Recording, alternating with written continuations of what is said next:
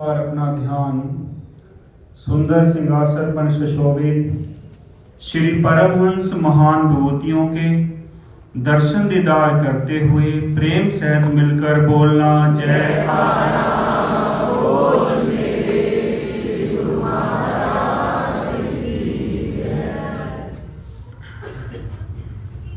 गुरुमुखो,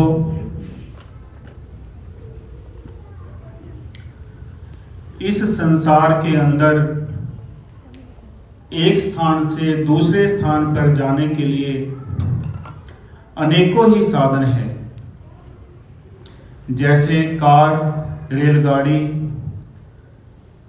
मगर इस संसार के अंदर अगर किसी ने बहुत ही जल्दी पहुंचना हो और सफर भी आरामदायक हो, वो जहाज का सहारा लेता है। ठीक इसी प्रकार गुरुमुखो, अगर इस जीव को उस परमपिता परमात्मा से मिलना है, वो भी नाम रूपी जहाज का सहारा लेता है। जैसे वाणी वचन आया है, नानक नाम जहाज है, चढ़े सो उतरे पार, जो श्रद्धा कर सेवते, गुरु पार उतारनहार। अगर इस जीव ने उस परमपिता परमात्मा से मिलना है, वो नाम रूपी जहाज का सहारा लेता है।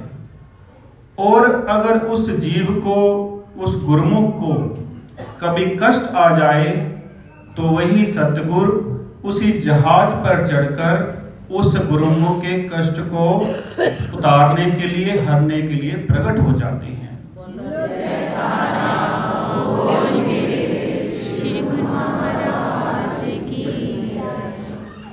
जैसा कि हमारे पंच पातशाही श्री गुरु महाराज जी के जीवन चरित्र में एक प्रसंग आता है। एक परिवार जो कि लुधियाना का रहने वाला था, उस परिवार के 2 बच्चे पढ़ने के लिए विदेश में अमेरिका में गए। वो परिवार जो कि बहुत ही गरीब था, उन्होंने बड़ी मुश्किल से अपने बच्चों को पढ़ने के लिए अमेरिका में भेजा। जब वो बच्चे वहां पर गए तो कुछ ही दिनों में उनको यह तो मालूम नहीं था उस देश के रूल का,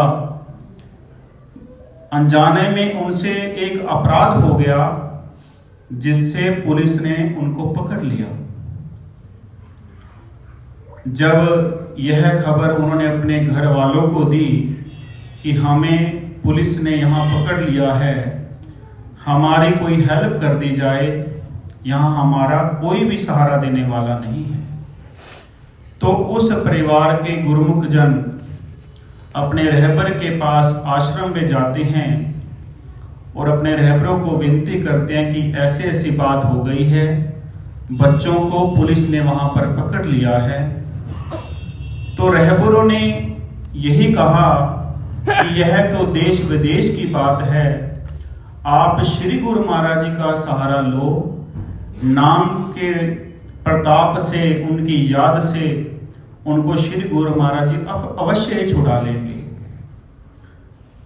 तो उधर जब उनकी पेशी जज के सामने हुई, तो जज ने यह हुक्म सुनाया कि या तो तुम दोनों $2000 का जो उनको जुर्माना लगाया, या तो वो भर दो, नहीं तो आपको 3 महीने की कैद हो जाएगी। अब उन बच्चों ने टेलीफोन के द्वारा यह बात अपने घर वालों को यहाँ भारत में कही, तो उनके पास तो इतनी रकम नहीं थी उस जमाने में कि $2000 का प्रबंध हो सके, और वहां भी उनको कोई जानने वाला नहीं था। यहाँ पर फिर दोबारा आश्रम में आते हैं तो रहबर भी यही कहते हैं कि आप सतगुरु की याद करो, नाम पर बैठ जाओ, उसका जाप करो, श्री गुरु महाराज जी अवश्य कोई ना कोई हल निकाल देंगे। उन बच्चों को भी यह कहा गया कि तुम श्री गुरु महाराज की याद करो, तो यहाँ तो श्री गुरु महाराज जी आपकी रक्षा कर सकते हैं। अब यहाँ पर उनके घर वाले नाम के जाप में बैठ गए और बच्चों ने भी नाम जाप शुरू कर दिया। जब फिर 2 दिन बाद उनको जज के सामने लाया गया तो जज ने यह पूछा कि आपके पास रकम है जुर्माना अदा करने की? तो उन्होंने मना कर दिया कि हमारे पास तो रकम है नहीं। जब जज फैसला सुनाने ही वाला था तो वहां पर एक अमेरिका का रहने वाला अंग्रेज खड़ा हो गया। वो कहने लगा कि जज साहब, यह मेरे जाने पहचाने वाले हैं, इसलिए इनके जुर्माने की जो रकम है मैं अदा कर देता हूं। तो उस अंग्रेज ने $2000 की जो रकम है जज को जमा करवा दी और उनको जज ने रिहा कर दिया। जब वह बच्चे रिहा होकर बाहर कोर्ट के बाहर आए तो वहां पर खड़े हो गए उस अंग्रेज का धन्यवाद अदा करने के लिए। मगर शाम हो गई, वहां पर वो अंग्रेज कोर्ट से बाहर निकला ही नहीं। जब वो इधर उधर देखकर अपने घर पर गए, श्री गुरु महाराज की जो उनके पास मूर्ति थी उनके आगे दंडोत प्रणाम किया। जब दंडोत प्रणाम कर कर खड़े हुए तो उसी अंग्रेज के दर्शन श्री गुरु महाराज जी के रूप में होने लगे।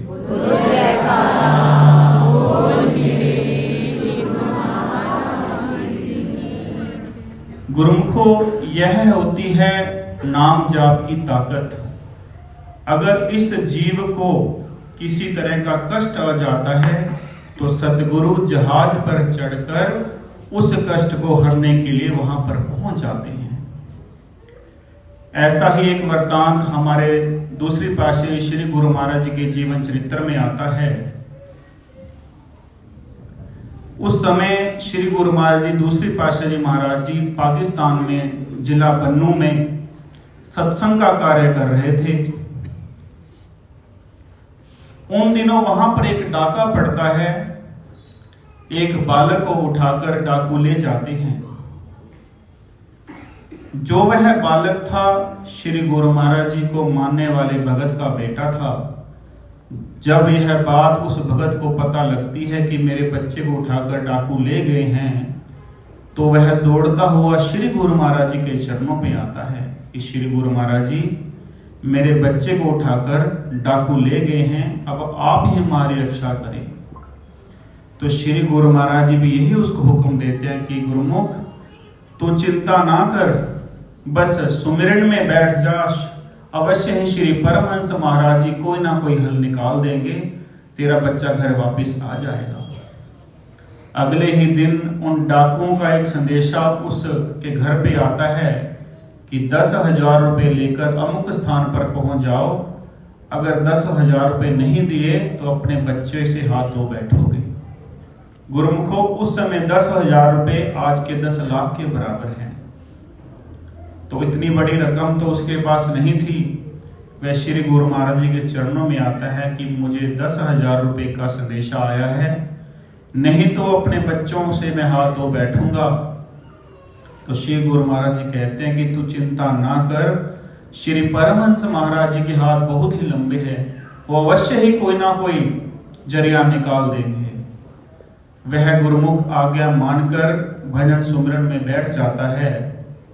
उधर क्या होता है कि जिस पहाड़ियों पर वो डाकू बच्चे को ले गए थे उस ओर एक पुलिस का आदमी आ जाता है। जब डाकू देखते हैं उस सिपाही को तो आपस में कहते हैं कि यहाँ तो पुलिस आ गई है। वो वहां से भाग जाते हैं और बच्चे को वहीं छोड़ देते हैं।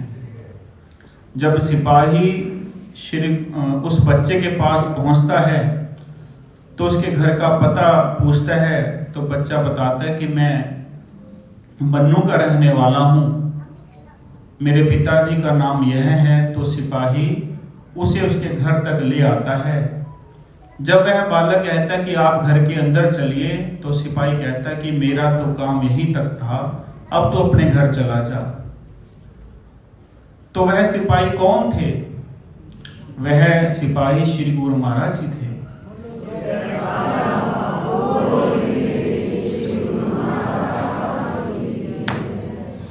नंगली साहिब में भी एक मूर्ति श्री गुरु महाराज जी दूसरी पातशाही जी की लगी हुई है सिपाही वेश में। तो गुरुमुखो, जब इस जीव को कोई कष्ट आता है तो श्री गुरु महाराज जी हर रूप धरकर वहां पहुंच ही जाते हैं। जैसे वाणी वचना है, जाको मुश्किल अत बने ढोई कोई ना दे, लागू हुए दुश्मना साख भी भज गले, सबो बजरे आश्रय चूके सब असराओ, चित आवे उस पार ब्रह्म लगे न तत्ती भाव। जाको मुश्किल अत बने ढोई कोई ना दे, जब इस जीव को मुश्किल आती है तो कोई भी सहारा नहीं देता। तो सहारा कौन देता है? केवल केवल सदगुरु। लागू हुए दुश्मना साख विभज खले, जब उसके अनेकों ही इस जीव के दुश्मन हो जाते हैं, सगे संबंधी साथ छोड़ देते हैं। सबो बजे आश्रय चुके सब असराओ, जब सब आश्रय बंद हो जाते हैं, उसका कोई भी आसरा नहीं रहता, तब उस अगर जीव सच्चे मन से उस सतगुरु की याद कर ले, चित आवे उस पार ब्रह्म लगे न तत्ती भाव, उसको गर्म हवा का झोंका भी नहीं लग सकता। यह कैसे होगा? जब हम सच्चे मन से सतगुरु की याद करेंगे, उसके नाम की जाप की याद करेंगे, जब हम उस नाम का सहारा लेंगे, यह तब ही हो सकता है, अन्यथा नहीं हो सकता। जैसे कहते हैं ना कि सुख में दुख में सिमरन सब करे, सुख में करे ना कोई, अगर सुख में सिमरन करे तो दुख काहो को होए। अगर यह जीव सुख में सिमरन हर पल उस सतगुरु की याद करता रहे तो उसको दुख आ ही नहीं सकता, क्योंकि श्री गुरु महाराज जी जिम्मा लेते हैं कि आप 5 नियमों की पालना करो, हम आपके इस लोक के भी जिम्मेवार हैं और परलोक के भी जिम्मेवार हैं।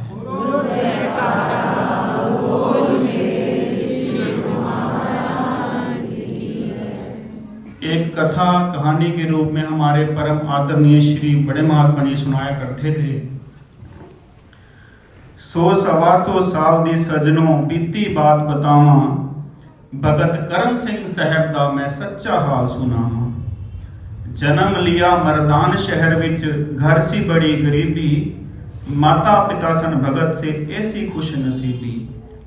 छोटे हुंदे ताइयों लग पे करन ध्यान प्रभु दा, जप जी पढ़ना ते बाणी सुनना करना गान प्रभु दा। गुरबत कारण छोटी उम्रे लग पे करन कमाई, 8 रुपये महीने उसते फौज दे बने सिपाही। राज अंग्रेजी नवा सी अजे पंजाब दे अंदर, पाबंदी सी बड़ी मगर सी प्रेम जनाब दे अंदर। ड्यूटी दे के भगत करम सिंह साहब जी जा कल्ले किते बहंदे, भजन भक्ति दे विच चित ला के राम नाम रस वैंदे। लगा वदन प्यार प्रभु दा पई अव्यास दी वादी, कई घंटे लगन लगी भगत दी सहज समाधि। एक दिन ड्यूटी रात दी सीगी, पहरा देन सी जाना, ऐसी लगी रही समाधि बिल्कुल होश रेहाना। भक्ति भजन दी चढ़ गई मस्ती, रात गुजर गई सारी, होया सवेर ते आया चेता उतरी रता कुमारी।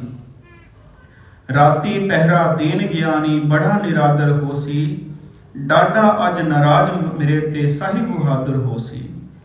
ऐसे चिंता अंदर जाके विच परेड खोलोए, वेख्या कोतक रब्बी जदों रूबरू साहिब होए। कहंदा ओ शाबाश करम सिंह तू है असल सिपाही, सब तो सी होशियार तू राती जद मैं गश्त लगाई। ये गल सुन के साहब दे मूहों भेद समझ विच आया, खुशी नाल उछल के छेती भगत होरा फरमाया। सच कहंदा जे साहिब ता ए लो इस्तीफा मेरा, मैं हुण नौकर रह नहीं सकदा साहिब बहादुर तेरा। ओ मालिक जेड़ा बन के नौकर मेरी जगह खलोया, मैं भी अज तो लाल चंदा बस उसदा नौकर होया। किरपा कीती सतगुरां ने छुट्टी दुनियादारी, बाकी उमरा भगत जी ने भक्ति विच गुजारी।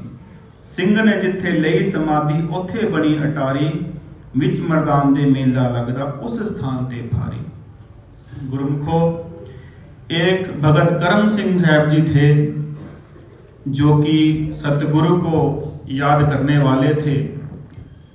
छोटे होते ही उनको सतगुरु से लगाव हो गया और छोटे होते ही उनको फौज की नौकरी मिल गई। उस समय अंग्रेजों का राज था, तो 8 रुपये महीने उत्ते उन्होंने फौज की नौकरी शुरू कर दी। मगर उनका लगाव हमेशा सतगुरु के चरणों में ही था। जपजी साहिब पढ़ना, वाणी सुनना उनका हर रोज का काम था। वो नित्य प्रति यह नियम अपनाते थे, वाणी पढ़ते रहते थे। तो इसी तरह उनका जो सुमरन में लगाव हो गया। एक दिन सिमरन करते करते उनकी समाधि लग गई। जब समाधि लग गई तो उनको रात का पता ही नहीं चला। उधर ड्यूटी देने के लिए जाना था। जब ड्यूटी देने के लिए नहीं गए तो वो सतगुरु उनकी जगह वर्दी पाकर वहां खड़े हो गए। जब उनका जो साहब था उन्होंने गश्त लगाई रात को, तो वहां पर उनको खड़ा हुआ पाया। तो सुबह कहते हैं कि शाबाश करम सिंह, तू असली सिपाही है। तो रात को ड्यूटी दे रहा था, बाकी सब सो रहे थे।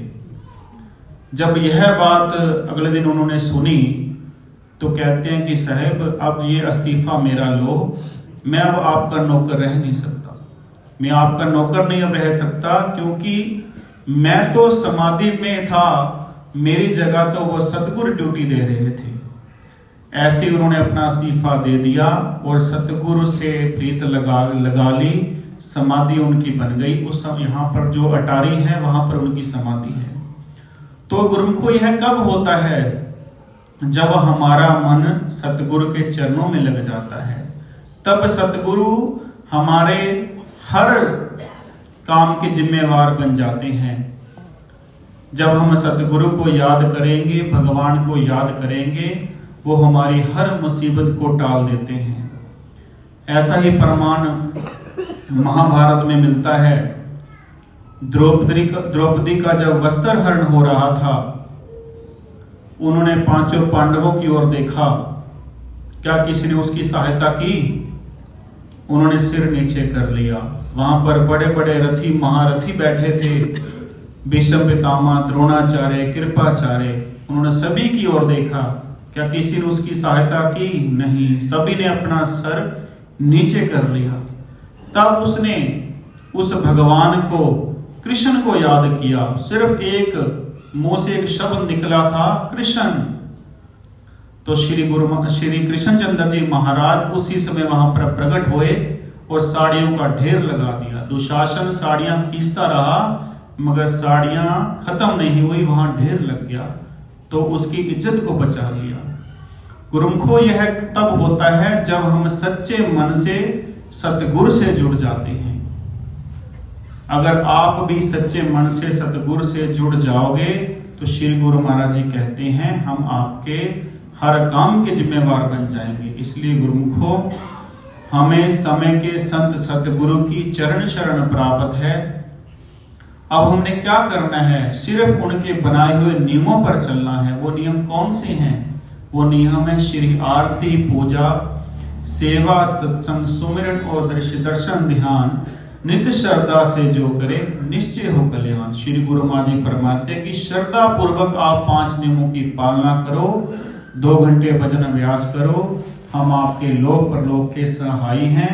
इसलिए गुरुमुखो 5 नियमों की पालना करते हुए अपना जीवन सुहेला बने, श्री गुरु महाराज की प्रसन्नता के प्राप्त बने। बोलो जय।